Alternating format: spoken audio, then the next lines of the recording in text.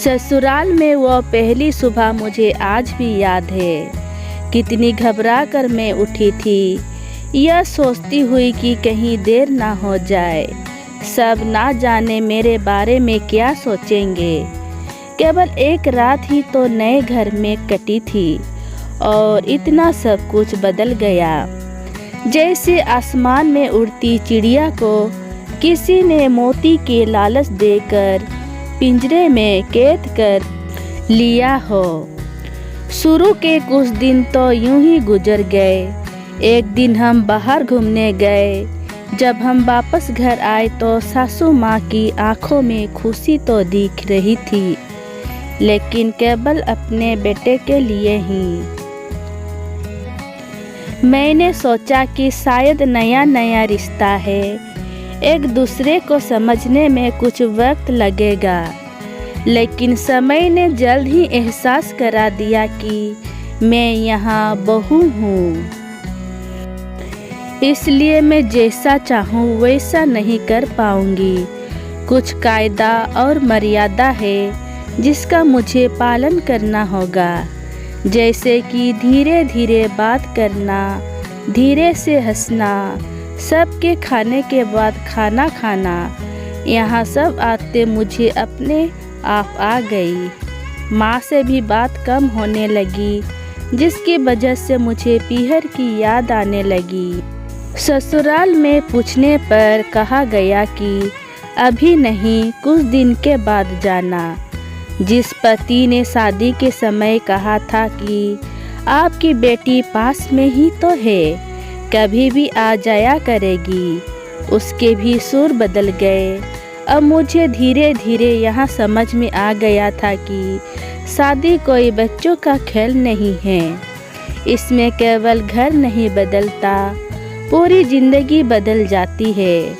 अब मैं कभी भी उठकर अपने पीहर नहीं जा सकती, यहाँ तक कि पीहर वालों को भी मुझसे मिलने के लिए पूछकर आना पड़ता है। पीहर में जोर जोर का हंसना, कभी भी कहीं भी चला जाना, रसोई में से कुछ भी उठाकर खा लेना, अपनी मर्जी का करना, यह सब यादें बनकर रह गई। अब मुझे समझ में आने लगा था कि क्यों विदाई के वक्त सभी लोग मुझे गले लगाकर रो रहे थे। असल में मुझसे दूर होने का एहसास उन्हें हो रहा था, लेकिन एक और बात थी जो उन्हें अंदर ही अंदर परेशान कर रही थी कि अब जिस सच्चाई से मुझे इतने दिन दूर रखा गया है, वो सच्चाई मेरे सामने आने वाली थी। पापा का यह झूठ कि मैं उनकी बेटी नहीं बेटा हूँ, अब और दिन नहीं छुप पाएगा। जो कि उनकी सबसे बड़ी चिंता थी कि उनका बेटा, जिसको कभी भी बेटी होने का एहसास नहीं कराया था, जीवन के इतने बड़े सच से सामना करने जा रही थी। वही माँ को भी चिंता सता रही थी कि उनकी बेटी अभी तक कोई एक काम भी नहीं किया करती थी। अब वो पूरे परिवार की जिम्मेदारी कैसे उठाएगी। सभी लोग मेरे इस विदाई और पराई होने का दर्द जान रहे थे, सिवाय मेरे, इसलिए वो सभी लोग रो रहे थे। आज मुझे समझ आ गया कि उनका रोना गलत नहीं था। यह हमारे समाज का नियम ही है कि एक बार बेटी डोली में विदा हो गई तो वो उस घर के लिए केवल मेहमान ही बनकर रह जाती है।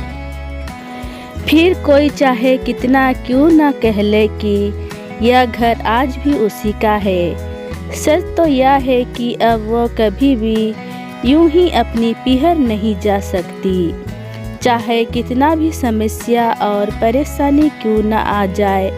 मुझे ही हल करना है, हंसते हुए या गम छुपाते हुए।